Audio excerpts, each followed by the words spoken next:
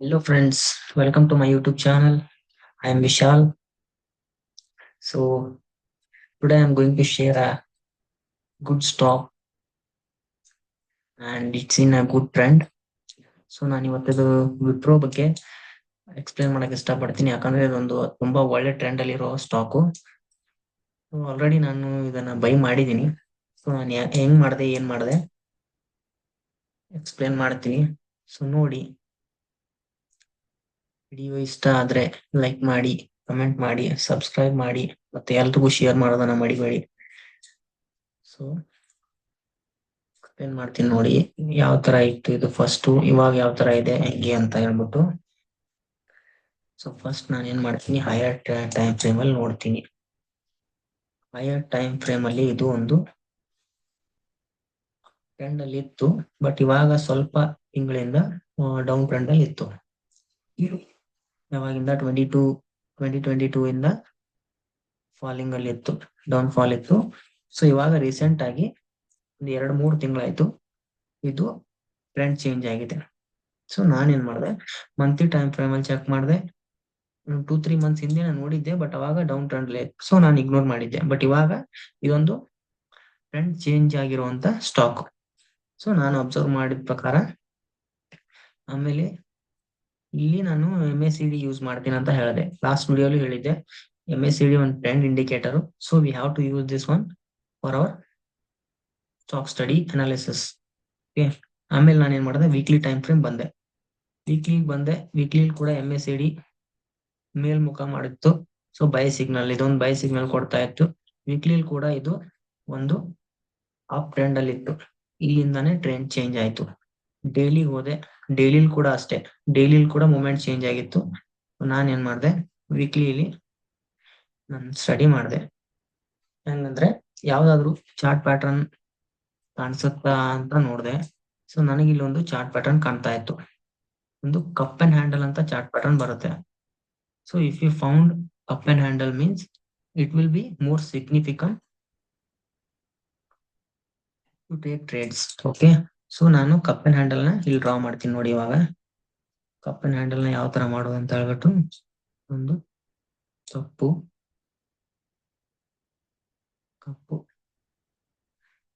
ಒಂದು ಹ್ಯಾಂಡಲ್, ಒಂದು cup and handle pattern ಅಂತ ಇದೆ ಚಾರ್ಟ್ ಪ್ಯಾಟರ್ನ್.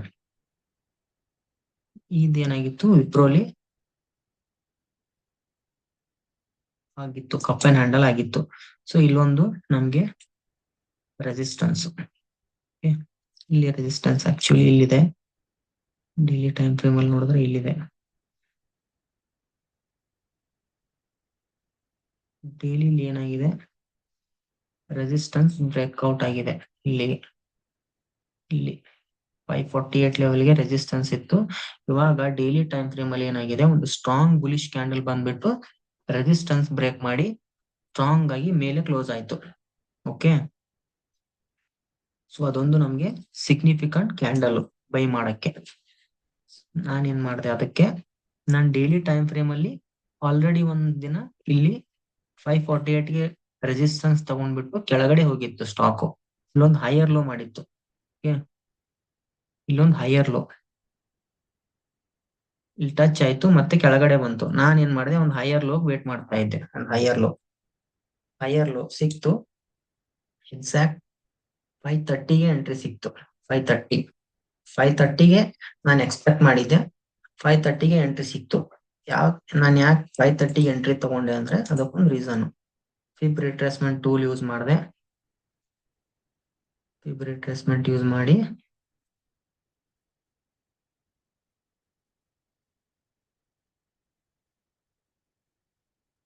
ಸ್ಟಾಕು ಎಲ್ಲಿಂದ ಮೇಲೆ ಹೋಗಿ ನೋಡಿದೆ. ಮಂತ್ಲಿ ಟೈಮ್ ಫ್ರೇಮ್ ಹಾಕ್ಬಿಟ್ಟು ನಾನು ಸ್ಟಾಕು ಎಲ್ಲಿಂದ ಮೇಲೆ ಹೋಗಿದೆ ನೋಡಿದೆ. ನಾನು ಒಂದು ಎಂಟ್ರಿಯಲ್ಲಿ ಇಟ್ಟಿದ್ದೆ, ಇದು ಇಲ್ಲಿಗಿಟ್ಟಿದೆ. 60% ರಿಟ್ರೇಸ್ಮೆಂಟ್. 60% ಅಂದ್ರೆ 60 and 78%. 60-78% ಅಂದ್ರೆ ಆಲ್ಮೋಸ್ಟ್ 530, ನಿಯರ್ 530ನೇ ಬರುತ್ತೆ. ಸೊ ಇದು ಈ ಲೋಗೆ ಎಂಟ್ರಿ ಸಿಕ್ತು. ಇಲ್ಲಿ ಆಲ್ಮೋಸ್ಟ್ 65% ರಿಟ್ರೇಸ್ಮೆಂಟ್ಗೆ ನನಗೆ ಎಂಟ್ರಿ ಸಿಕ್ತು. ಓಕೆ, ಅದು ಯಾವತ್ ಸಿಕ್ತಂದ್ರೆ ಈ ದಿನ ಥರ್ಸ್ಡೇ ಸಿಕ್ತು. ನಾನು ಅಲ್ಲಿ ಎಂಟ್ರಿ ಇಟ್ಟಿದ್ದೆ, ಅದು ಆಟೋಮೆಟಿಕ್ ಆಗಿ ತಗೊಂತು. ಎಂಟ್ರಿ ಏನೋ ಸಿಕ್ತು. ಆಮೇಲೆ ನಾನೇನ್ ಮಾಡಿದೆ, ನನಗೆ ಟಾರ್ಗೆಟ್ ಎಷ್ಟಿದೆ ಅಂತ ಚೆಕ್ ಮಾಡಿದೆ ಫಸ್ಟ್. ಆಕ್ಚುಲಿ ಇದು ಸ್ಟಡಿ ಮಾಡಿರೋದೆಲ್ಲ before taking entry only. So ನಾನು 5:30 ಎಂಟ್ರಿ ತಗೊಂಡ್ರೆ ನಂದು ಸ್ಟಾಪ್ ಲಾಸ್ ಮತ್ತೆ ಟಾರ್ಗೆಟ್ ಎಷ್ಟಾಗುತ್ತೆ ನೋಡಿದೆ.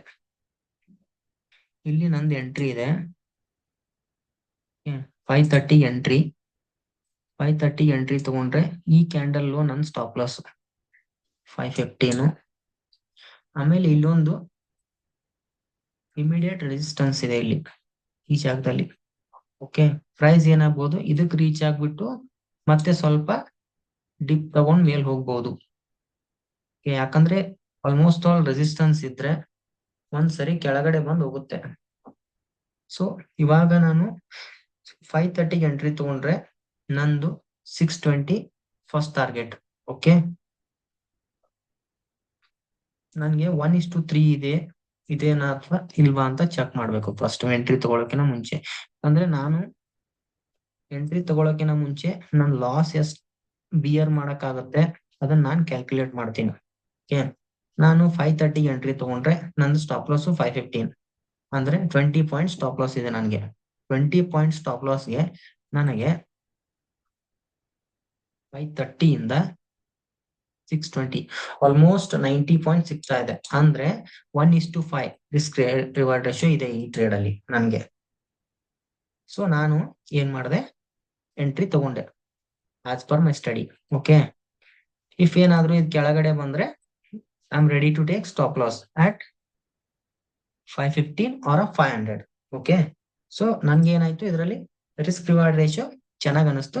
ಸೊ ನಾನು ಎಂಟ್ರಿ ತಗೊಂಡೆ ಇದರಲ್ಲಿ.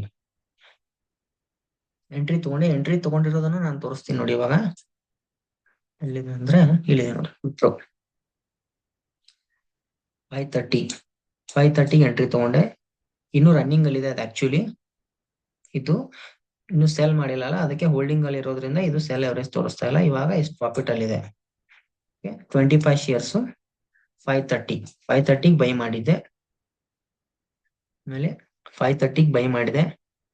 ಇವಾಗ ನಡೀತಾ ಇದೆ 5:60. ಸೊ ಏನಾಯ್ತು, ಆಲ್ಮೋಸ್ಟ್ ಎಷ್ಟು 5% ರಿಟರ್ನ್ ಬಂತು ವಿದಿನ್ 2 ಡೇಸ್. ಇದು ವಿದಿನ್ 2 ಡೇಸ್ ಅಲ್ಲಿ 5% return on my investment. 13,000 investment ಮೇಲೆ 5%, 700 ಪ್ಲಸ್ ಪ್ರಾಫಿಟ್ ಅಲ್ಲಿ ಇದೆ. ಇವಾಗ ಹೋಲ್ಡಿಂಗ್ಸ್ ಅಲ್ಲಿ ಇದೆ. ನಾಳೆ ಏನಾಗುತ್ತೋ ನೋಡ್ಬೇಕು. ಟಾರ್ಗೆಟ್ ಬಂದ್ರೆ ಮೊಮೆಂಟಮ್ ನೋಡ್ಬಿಟ್ಟು ಎಕ್ಸಿಟ್ ಆಗೋ ತರ ಇದ್ರೆ ಆಗ್ಬೋದು, ಯಾಕಂದ್ರೆ ಇದಿನ್ನೂ ಟಾರ್ಗೆಟ್ ಚೆನ್ನಾಗಿದೆ. ಸೊ ನಾನು ಮೊಮೆಂಟಮ್ ನೋಡ್ಬಿಟ್ಟು ಡಿಸೈಡ್ ಮಾಡ್ತೀನಿ ಎಕ್ಸಿಟ್ ಆಗ್ಬೇಕಾ ಬಿಡ್ಬೇಕಾ ಅಂತ. ಸಮ್ ಟೈಮ್ ಏನ್ ಮಾಡಕ್ಕೂ ಆಗಲ್ಲ, ಒಂದೊಂದ್ಸರಿ ಸ್ಟಾಪ್ ಲಾಸ್ ಕೂಡ ತಗೊಳುತ್ತೆ. ಅವಾಗ ಏನು ಮಾಡಕ್ ಆಗಲ್ಲ, ಸ್ಟಾಪ್ ಲಾಸ್ ತಗೊಂಡ್ಬಿಟ್ಟು ಸುಮ್ನೆ ಎಕ್ಸಿಟ್ ಆಗ್ಬೇಕು. ಯಾಕಂದ್ರೆ V should not take more risk. ನನ್ ರಿಸ್ಕ್ ಕೆಪಾಸಿಟಿ ಎಷ್ಟಿದೆಯೋ ಅಷ್ಟೇ ನಾವು ರಿಸ್ಕ್ ತಗೋಬೇಕು.